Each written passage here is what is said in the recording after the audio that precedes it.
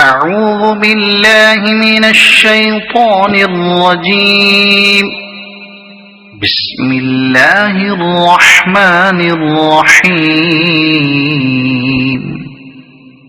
والفجر وليال عشر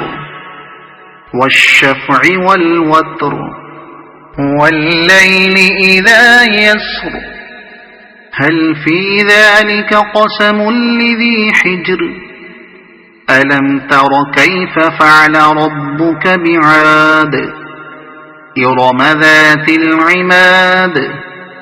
التي لم يخلق مثلها في البلاد وثمود الذين جابوا الصخر بالواد وفرعون ذي الأوتاد الذين طغوا في البلاد فأكثروا فيها الفساد فصب عليهم ربك سوط عذاب إن ربك لبالمرصاد فأما الإنسان إذا ما ابتلاه ربه فأكرمه ونعمه فيقول ربي أكرمن وأما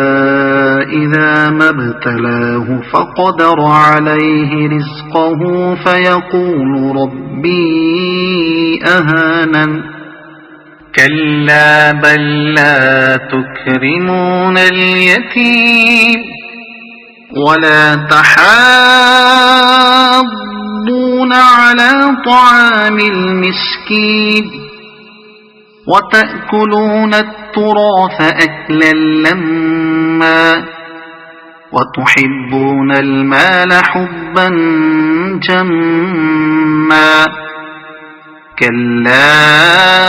إذا دكت الأرض دكا دكا وجاء ربك والملك صفا صفا وجيء يومئذ بجهنم يومئذ يتذكر الإنسان وأنى له الذكرى يقول يا ليتني قدمت لحياتي فيومئذ لا يعذب عذابه أحد ولا يوثق وثاقه أحد يا أيتها النفس المطمئنة ارجعي إلى ربك راضية مرضية فادخلي في عبادي وادخلي جنتي صدق الله العظيم.